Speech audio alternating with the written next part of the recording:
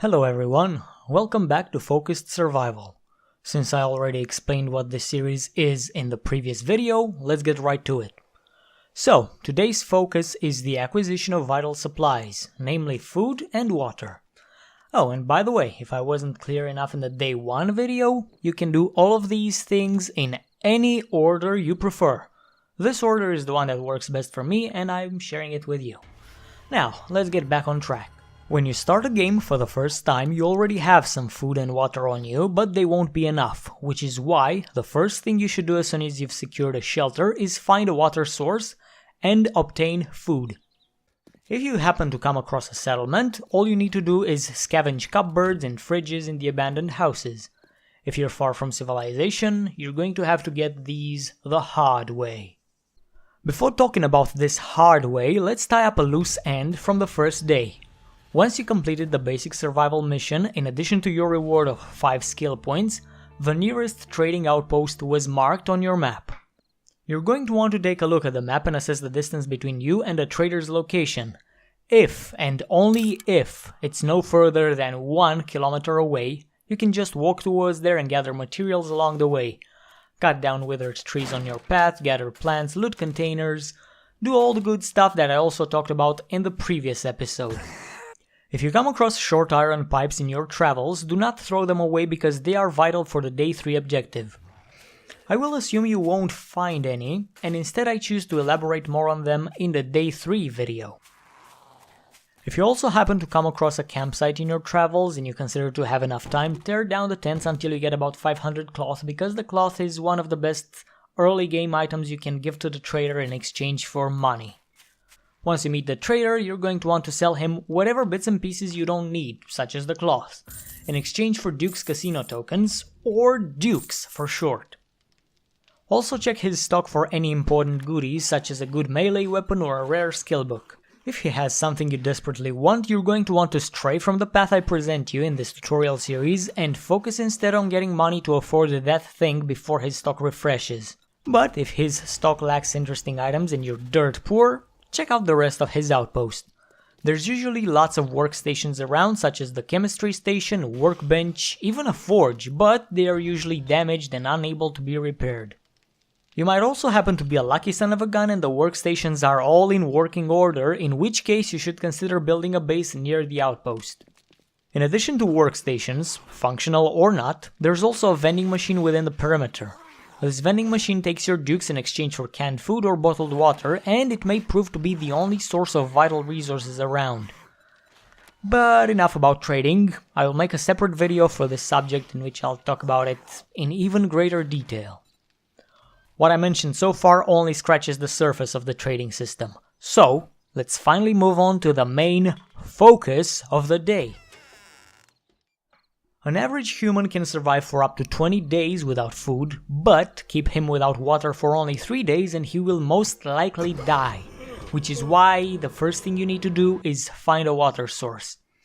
If you were unlucky to spawn in the freezing tundra, you can consider it a blessing in disguise because you're virtually surrounded by snow.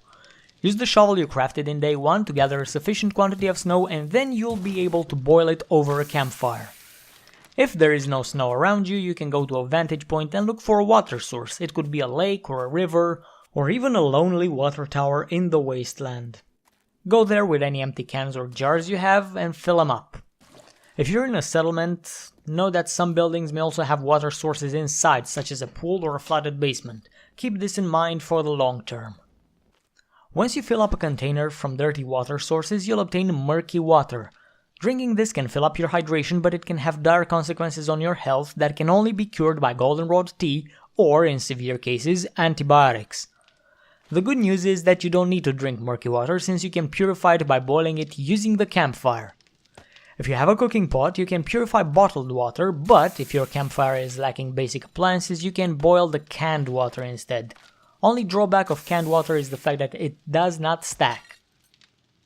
You can find cooking utensils in most campsites or buildings, sometimes even stored away in hollowed out tree trunks, but if you don't find any, do not despair, because you'll be able to craft your own once you have a forge. There's also one last option when it comes to hydration if you're in a desert or grasslands and there's no other traces of water around. and that is yucca juice. You can make yucca juice with 4 yucca fruits in an empty jar, and its benefits are pretty damn awesome. Yucca juice not only hydrates you, but it also regenerates more stamina when you drink it and helps lower your core temperature, helpful if you're in scorching weather. If you don't find any yucca plants around, you can gather the fruits from a cactus. If there's no cactus around you either, then Lady Lucky really hates your goddamn guts. If you're strolling around through a wasteland or a burnt forest, you may also search for water in the cupboards of ruined buildings. You might get lucky. Once you have enough water in a cooking pot, you'll be able to make either goldenrod or chrysanthemum tea, which both have various beneficial effects. If you find coffee beans in your travels, you may even brew yourself a cup of coffee, which dehydrates you, but it fully replenishes your stamina, in addition to offering you a brief period in which you simply do not get tired. Highly useful for long trips or intense, long-lasting fights for survival with hordes of zombies. Now that we've covered hydration, let's move on to the next subject. Food. Just like water, you can find food in cupboards or fridges inside houses. You can also find various vegetables growing around, such as wild corn or potatoes, and you can cook them if you have the cooking utensils you need. But in day 2, you will more than likely not have any of these things, so the most reliable method of obtaining food is hunting wildlife, which, in addition to providing meat, will also yield animal hides, which tie in to the focus of day 3. Assuming you've easily found a water source, you'll have to focus on hunting. So, I hope you have enough arrows and a skinning knife, because I'm going to give you quite a hard task to accomplish. Hunt down animals until you have 20 animal hides. Once you harvest that amount of animal hides, you should have enough edible meat if you hunted living animals and not zombified ones. The animals you should aim for are the following: boars, who will charge you as soon as you provoke them, exposing their heads to arrow fire; deers, skittish beasts who don't die from your first arrow and will run as soon as you hit them if they didn't spot you beforehand. To hunt one of these, you'll have to sneak around until it stands still, and then seize the opportunity to shoot it with an arrow. As soon as that happens, if it doesn't drop dead, it will bolt away with great speed.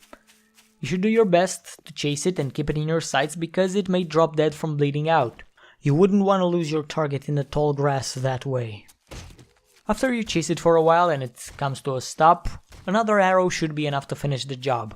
You may also hunt a wolf if you don't fear the fangs or the aggression, or go for smaller game like snakes, chicken, or rabbits. But the last 3 yield almost no animal hides, so you should focus on the first 3 I listed.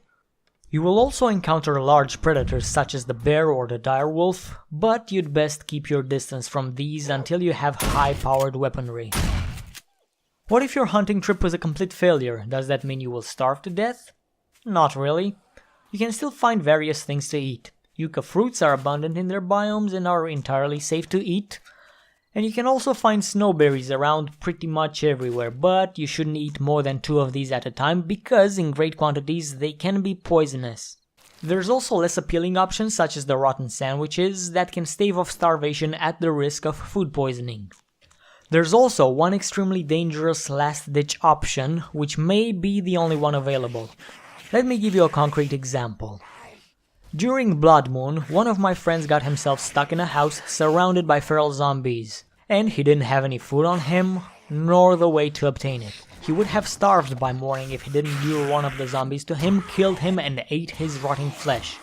But this is a drastic method which should only be used in the most extreme situations, because you're guaranteed to be hit by food poisoning, whose effects include total exhaustion for about 1 minute. Make sure you're out of reach of any zombies when you use this method to feed yourself, because once you're totally exhausted, you'll be unable to run or fight. I've given you a lot of objectives to focus on today, so you may get overwhelmed by all the things you have to do, and you might not even have the time needed to accomplish all of these goals today. So, to lower the burden, I will also tell you what to prioritize so you don't get drawn into gathering trading goods while dying of thirst. Of all the things I listed on this day, these are the ones you should be doing first. Highest on the list of priorities is the discovery of a water source. You don't need to walk all the way there to get water, just locating it is more than enough. Second and most important priority is hunting animals. If you walk around towards the trader or towards a water source, or you're just scavenging around and an animal enters your field of view, You must drop everything you're doing and hunt it down. Gathering the 20 animal hides and the meat is of paramount importance. Fourth on the list of priorities is going towards the trader, only if it's no farther than 1 kilometer away. You shouldn't hurry getting there because third on the list is scavenging with the intent of finding short iron pipes. Again, I'm repeating myself, I will assume you didn't find any of these pipes because I plan to elaborate on them in the next video. But these are the most important goals you should strive to achieve today, anything else takes a backseat. If you are able to complete all of these objectives today, and there's still time left until nightfall, do whatever you'd like. Gather more wood, stones, iron, dig out some clay and consider building some rudimentary defenses around your shelter. Once night falls and zombies start running, I highly recommend staying indoors with the lights turned off and just craft items. First night is clear of any dangers, but from night 2 and beyond, hordes of zombies start roaming around. You wouldn't want to get caught by them. You can risk spending the entire night outdoors to gather more materials, but sneak around only. And if you hear footsteps of an approaching horde, try to take cover and keep quiet. I regret to say that it's time to bring this episode to an end. I will take many things I barely mentioned in this video and elaborate on them in the next ones, because these tutorials are made especially for people who have just started playing this game, with the assumption that they know nothing about it at all. But anyway, enough ranting, this was it. I hope you've enjoyed this episode of Focused Survival and found it informative. See you all later.